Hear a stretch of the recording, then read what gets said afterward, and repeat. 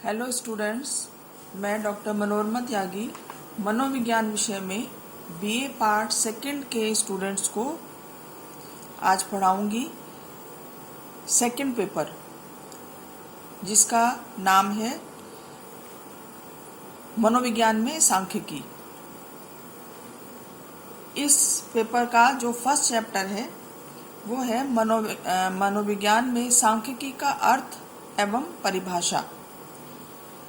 सांख्यिकी का जो अर्थ अगर हम देखें, सांख्यिकी के बिना प्रत्येक विज्ञान अधूरा है, क्योंकि किसी भी शोध अनुसंधान से जो हमें आंकड़े प्राप्त होते हैं वो तभी महत्वपूर्ण हो सकते हैं जब उनका सांख्यिकी विश्लेषण किया जाए, और अगर ऐसा ना किया जाए तो ये आंकड़े निरर्थक होते हैं। आधुनिक युग में व्यक्ति जन्म से मृत्यु तक विभिन्न पहलुओं की जानकारी सांख्यिकी विधियों के द्वारा ही ले पाता है, जैसे जन्म दर, मृत्यु दर, प्रति व्यक्ति औसत आय, व्यवहार में भिन्नता, किसी विशिष्ट उत्पाद का उपयोग प्रतिशत, विभिन्न प्रांतों की तुलनात्मक आय व्यय, शैक्षिक उपलब्धि, विभिन्न आयु वर्ग की औसत ऊंचाई। आज हर विषय की जानकारी अगर हम देखें तो आंकड़ों और रेखा चित्र के रूप में दी जाती है, और उन्हें तभी समझा जा सकता है जब उसका कोई स्टैटिस्टिकल सांख्यिकी का आधार हो। अतः विज्ञान और समाज विज्ञान दोनों ही क्षेत्रों में सांख्यिकी की अत्यंत आवश्यकता है। इस तथ्य को नकारा नहीं जा सकता। तो अगर हम सांख्यिकी की परिभाषा और उसका अर्थ देखें तो सांख्यिकी अंग्रेजी भाषा के स्टैटिस्टिक्स शब्द का हिंदी अनुवाद है। इसका जन्म लैटिन भाषा के स्टेटस से हुआ। प्रारंभ में राज्य अर्थात स्टेट से संबंधित आंकड़ों के लिए स्टैटिस्टिक्स का प्रयोग किया जाता था। कर्लिंगर ने स्टैटिस्टिक्स की परिभाषा इस प्रकार दी है: सांख्यिकी वह सिद्धांत और विधि है जिससे प्रतिदर्श के निरीक्षणों से प्राप्त आंकिक प्रदत्तों के विश्लेषण से प्रक्रम में विचलन के स्रोत का तुलनात्मक अध्ययन करके प्राकल्पिक संबंधों को स्वीकृत या अस्वीकृत करने के निर्णय लेने में मदद मिले। तो अगर हम देखें इस परिभाषा के आधार पर, तो सांख्यिकी के मुख्य रूप से 4 उद्देश्य हैं।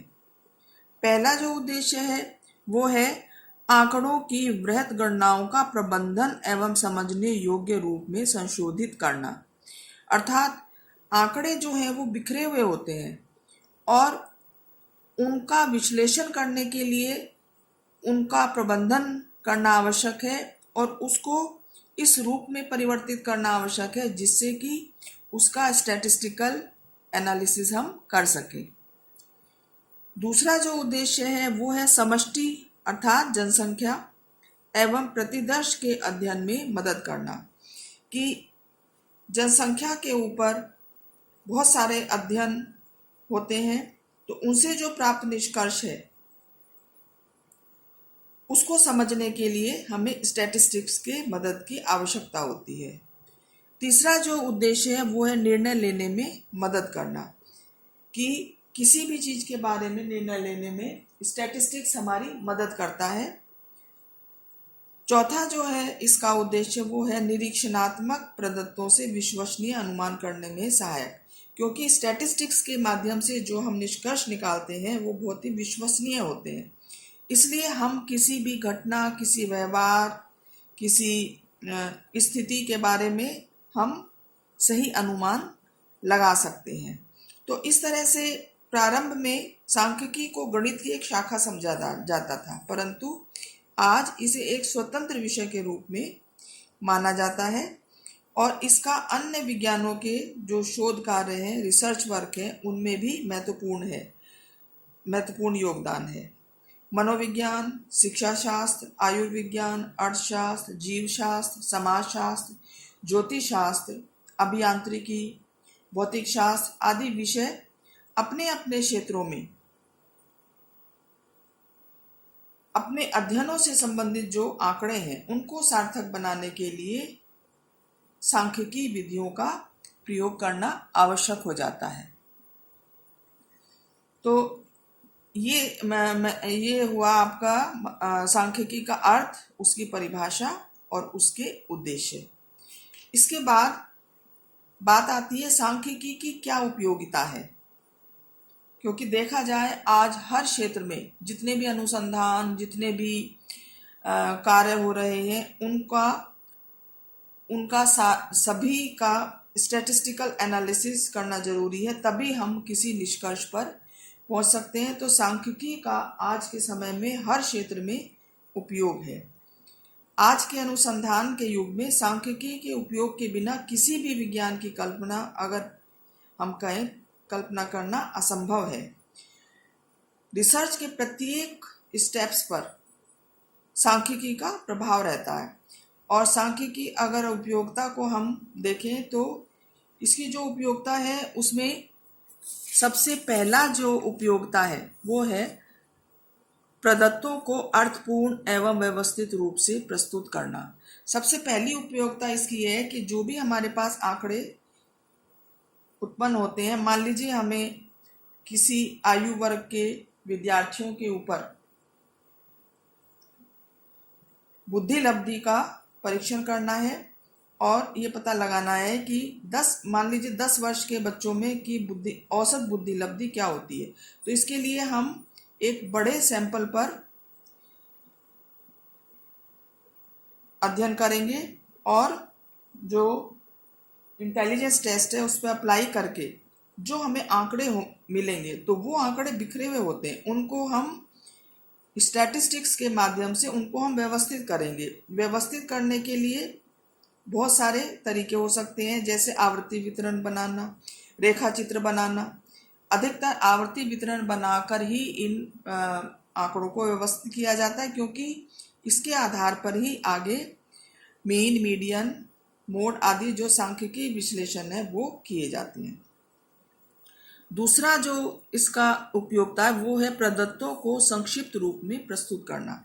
आंकड़े क्योंकि बहुत लार्ज संख्या में होते हैं और बड़ी जनसंख्या पर हम कोई भी अनुसंधान करते हैं तो उससे जो प्राप्त आंकड़े लाखों में, करोड़ों में होते हैं, तो उन आंकड़ों को संक्षिप्त रूप में प्रस्तुत करने के लिए हमें सांख्यिकी की आवश्यकता पड़ती है।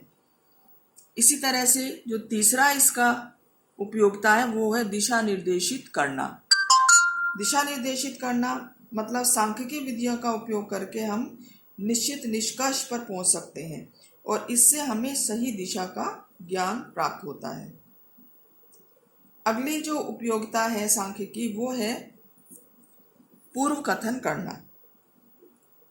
सांख्यिकी के आधार पर हम प्राप्त आंकड़ों के आधार पर भविष्य के बारे में पूर्व कथन कर सकते हैं। अर्थात जो आंकड़ों के अध्ययनों में जो परिणाम आते हैं उनकी त्रुटियों की गणना करके पूरी समष्टि के बारे में हम कोई भी पूर्व कथन कर सकते हैं। इस तरह से पूर्व कथन करना एक इसका उपयोगिता है सांख्यिकी की। अगली जो उपयोगिता है वो है उपकल्पना का परीक्षण करना। उपकल्पना मतलब शोध करते समय बहुत सी उपकल्पनाओं का निर्माण किया जाता है। तो शोधकर्ता शोध की समस्या निश्चित करने के साथ ही उपकल्पना का मतलब है कुछ संभावित हल। जो हमारी रिसर्च की समस्या है, जो प्रॉब्लम है, उसका एक संभावित हल, उसको कहते हैं हाइपोथेसिस या उपकल्पना। तो ये उपकल्पना निर्धारित कर ली जाती है। इन उपकल्पनाओं की जांच विभिन्न सांख्यिकी विधियों के द्वारा ही संभव है।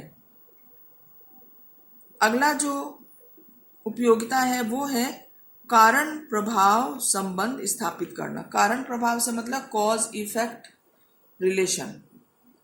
अगर देखा जाए तो शुद्ध विज्ञानों में कारण प्रभाव संबंध स्थापित करना सरल है, क्योंकि वहां पूर्व नियंत्रण संभव होता है। परंतु सामाजिक एवं व्यवहारिक विज्ञानों में अध्ययन सामग्री पर पूरी तरह से नियंत्रण करना बहुत ही कठिन है।